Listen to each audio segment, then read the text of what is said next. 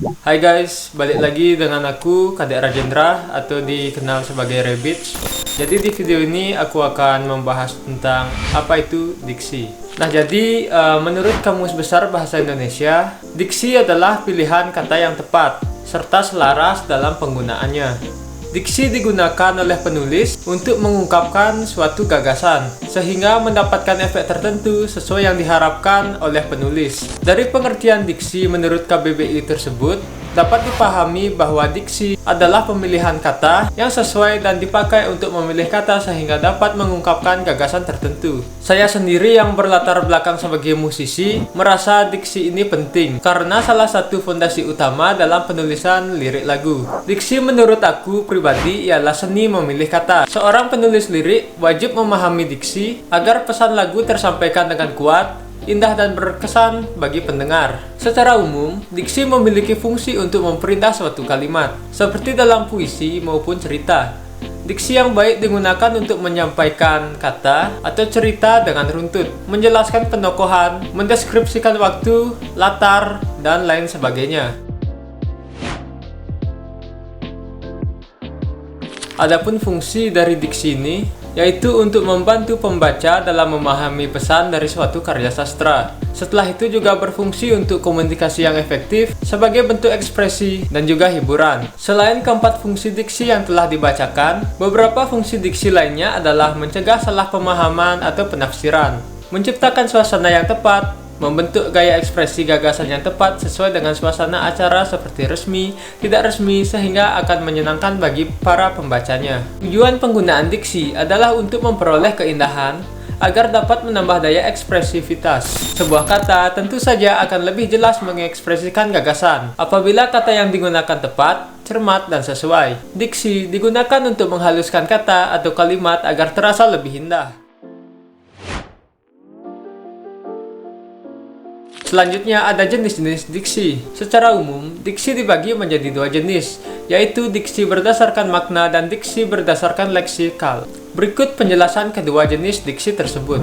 Yang pertama ada diksi berdasarkan makna. Jenis diksi berdasarkan maknanya dibagi menjadi dua macam yang meliputi makna konotatif dan makna denotatif. Menurut Cair, perbedaan diksi berdasarkan pada makna konotatif dan denotatif sesuai pada ada atau tidaknya nilai rasa pada suatu kata. Secara singkat, denotatif bersifat umum, sedangkan konotatif bersifat khusus. Makna denotatif. Diksi makna denotatif merupakan diksi dengan makna yang sebenarnya dari suatu kalimat maupun suatu kata. Makna denotatif juga dapat diartikan sebagai makna objektif tanpa membawa suatu perasaan tertentu atau murni. Selanjutnya ada makna konotatif. Jenis berdasarkan makna konotatif merupakan diksi, kata maupun kalimat yang memiliki arti bukan sebenarnya. Artinya, makna konotatif adalah makna kiasan yang berkaitan dengan nilai rasa. Dan yang kedua ada diksi berdasarkan leksikal. Diksi berdasarkan leksikal adalah pemilihan kata yang mengutamakan makna asli. Diksi berdasarkan leksikal adalah pemilihan kata yang mengutamakan makna asli kata sesuai kamus, agar pesan yang disampaikan secara jelas, tepat, dan tidak ambigu. Jenis diksi ini sangat penting dalam komunikasi formal dan ilmiah.